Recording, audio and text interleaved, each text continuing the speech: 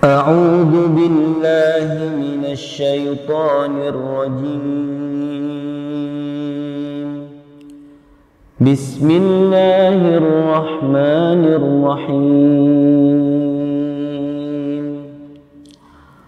ومن الناس من يعبد الله على حرف فإن أصابه خير اطمأن به وإن أصابته فتنة انقلب على وجهه خسر الدنيا والآخرة ذلك هو الخسران المبين.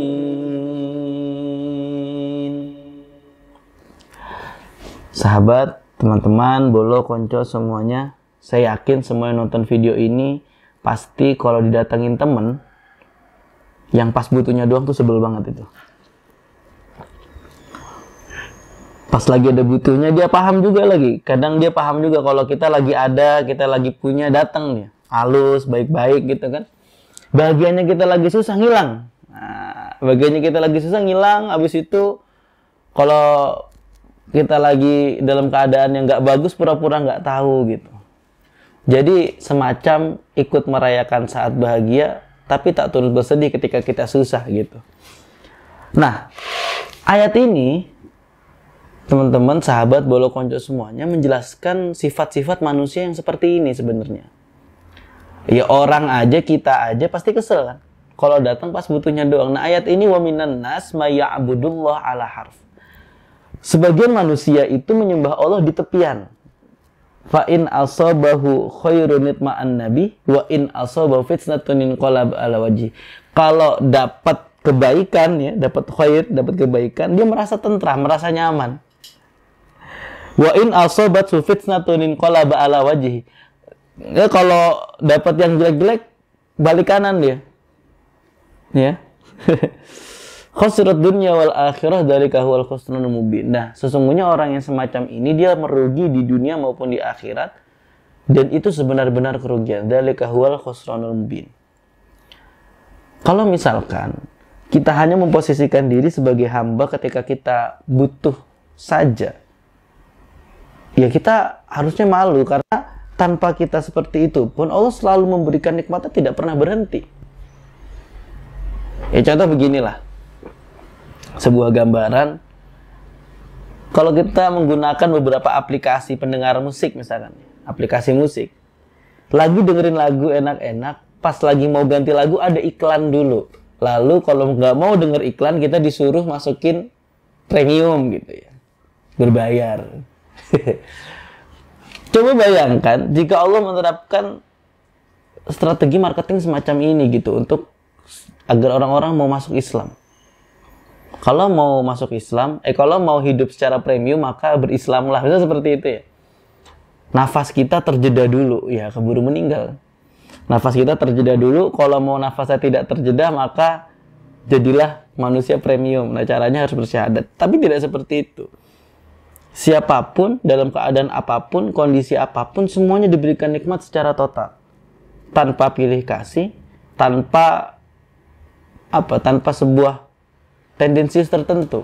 Sehingga kalau misalkan kita mendatangi Allah hanya saat butuhnya saja, bahkan Allah sudah datang kepada kita ketika kita merasa nggak butuh kepada Allah.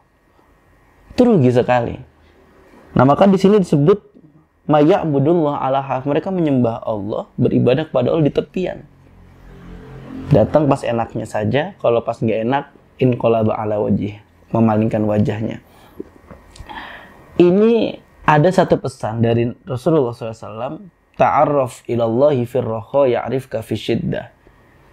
Kalau misalkan mau hidup kita enak, selalu merasa dalam naungan Allah, dan ketika ujian datang kita ditolong, maka di saat waktu kita luang, di saat kita merasa mendapatkan kenikmatan, ta'arraf ilallah.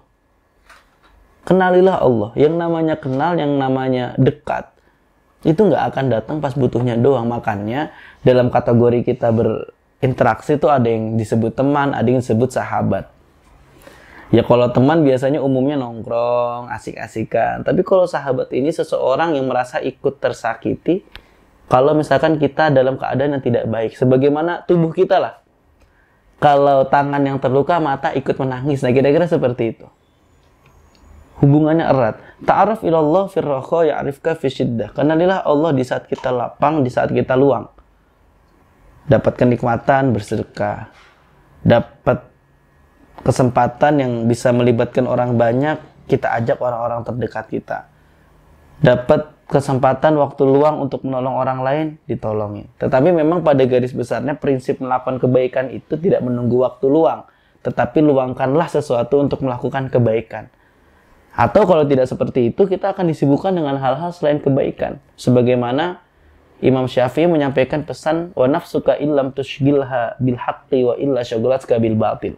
Kalau diri kita tidak disibukkan dengan kebaikan, maka diri kita akan disibukkan dengan keburukan. Maka pelajaran penting dari ayat ini yang sama-sama bisa kita tadaburi adalah jangan datangi Allah pas butuhnya aja. Lakukanlah kebaikan dengan nafas bahwasannya kita mengerti beribadah adalah perintah. Udah gitu kadang repot bener. Misalkan udah lama nggak sholat, sekali sholat doanya mintanya banyak. Ini gimana ceritanya? Nanti udah doanya banyak, mintanya banyak, nggak dikabulin, protes lagi. Lah, ini jadi kan tidak ada koneksinya sama sekali. Ya sekalipun, sebagaimana pertemuan sebelumnya kita bilang wa anibu ila rabbikum, kita mesti segera kembali kepada Allah, tetapi hubungan panjang ini tetap harus dijalin dengan ketulusan dan konsistensi. Jangan sampai kita mendapatkan predikat zalika huwal khusranul mubin. Wallahul muwaffiq ila aqwamit thoriq. Wassalamualaikum warahmatullahi wabarakatuh.